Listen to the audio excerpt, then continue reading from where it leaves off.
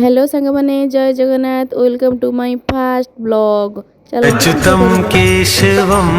कृष्ण दामोदरम्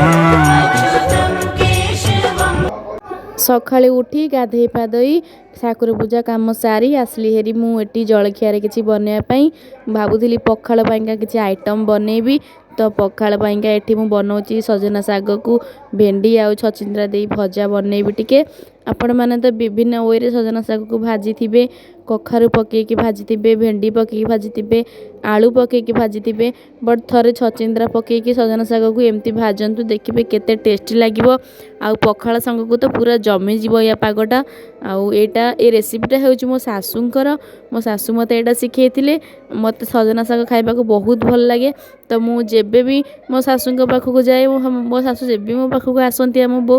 मो पाई डेली सजना साग एमती आणिक आसती तो विभिन्न वे मत भाजिकी खुआती बो तो एबे आउ नाहांती। तो तांको स्मृति को मन पकईकी मुझे यहाँ भाजी कथा आज भारी मन पड़ुची से थिले कही था तू टू टू मु शाग भाजी तू कि शाग भाजू मो तू कौन भजा जाचु मत एमती कही था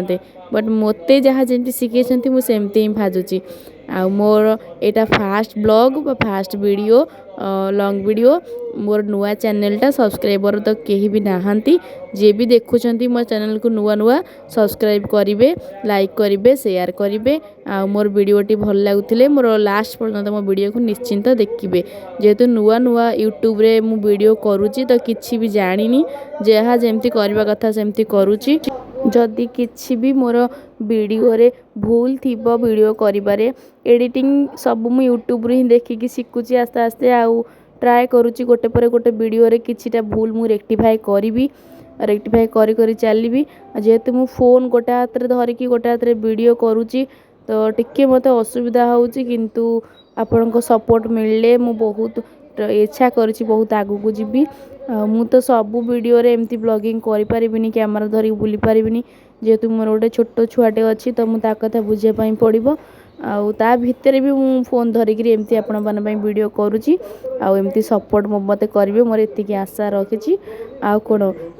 ब्रेकफास्ट तो पखाड़ बनै देती आपण मैंने समस्ते देखिले साग भजा तो ये लंच पाई आलू बैगण टमाटो झोल करी बोलिका प्रिपरेशन करुँची। आलू बैगण टमाटो झोल तो तार रेसिपी तो समस्त को ओडिया घरे घरे परिचित यहाँ किसी कहबार आवश्यक नहीं आउ तथापि कहीदे आलू को प्रथम तेल रे भाजी देली लुण पकईकरी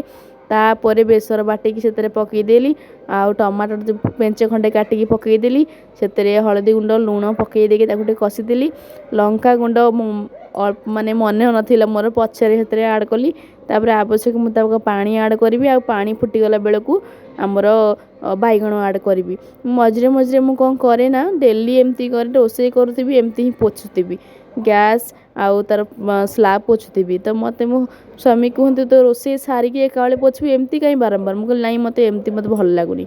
तो आउ कहार एमती अभ्यासटा अच्छी मत कमेंट बॉक्स रे निश्चय कहे। आउ कौन बैगण ये काटिकी जो थिला तरकारी फुटला आलू पकईदेली आ घोड़े छाड़देबा 5 ରୁ 10 ରୁ 15 मिनट छाड़देबा मीडियम फ्लेम रे आउे मुझे घोड़े काढ़ी देखा केमती देखा जाऊँगी तरकारीटा ये आउ टिके फुटब आउे आम ए काटिकी छोट छोट धनिया पत्र पकईदेबा ए कौन मसला गुंड दरकार नहीं